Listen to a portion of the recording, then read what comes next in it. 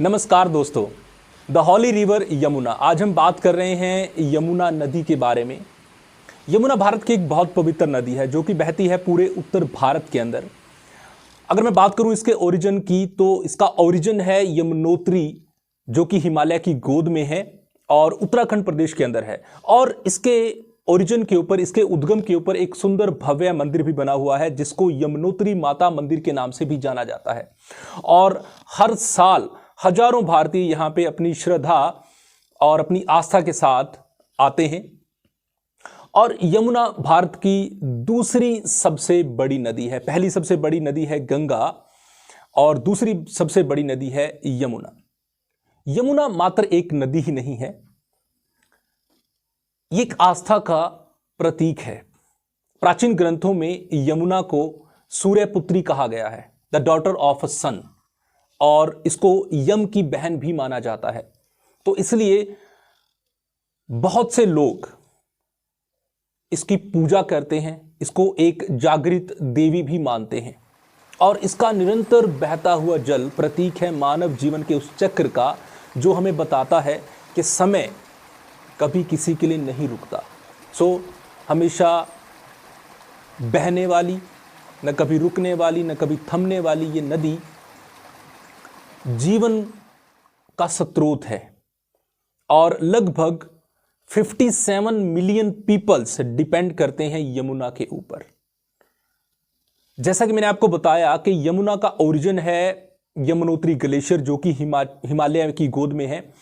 तो उत्तराखंड प्रदेश से बहती हुई ये नदी एंटर करती है हिमाचल प्रदेश में और श्री पोंटा साहिब से, और इसके बाद ये नदी एंटर करती है हरियाणा में यमुना नगर जिले से।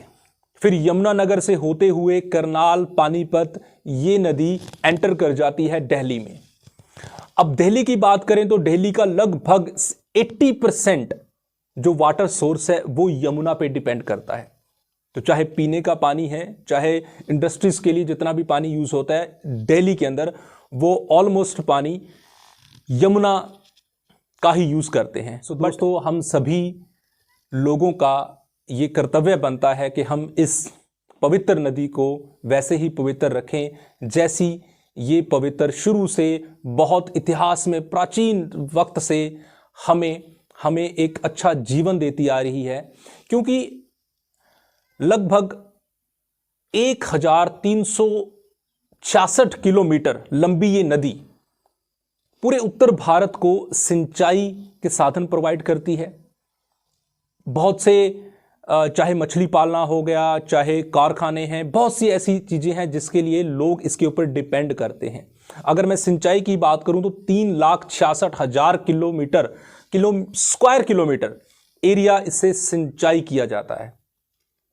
अब दोस्तों, दिल्ली को क्रॉस करते हुए ये नदी एंटर करती है यूपी उत्तर प्रदेश के अंदर, जो कि आगरा में या फिर प्रयागराज के अंदर जाके मिल जाती है गंगा नदी के साथ, जिसको हम त्रिवेणी संगम के नाम से भी जानते हैं। और इस त्रिवेणी संगम के ऊपर कुंभ का मेला लगता है। कुंभ का मेला आप सबको पता है कि जो भारतीय परंपरा है, जो हिंदू परंपरा है, उसमें 12 साल बाद मनाए जाने वाला एक ऐसा पर्व जो कि ऐसी जगह पे मनाया जाता है जहां पे ये नदियों का संगम, ये पवित्र नदियों का संगम है। तो एक ये संगम है त्रिवेणी संगम के नाम से, प्रयागराज में मशहूर है, जहां पे दोनों नदीज आपस में मिल जाती हैं। तो यमुना गंगा में मिल जाती है। तो ऐसा सफर इस यमुना नदी का, और इसको हम गंगा की सहायक नदी के नाम से भी जानते हैं बच्चों। सो ये आज हमने बात की है यमुना नदी के बारे में।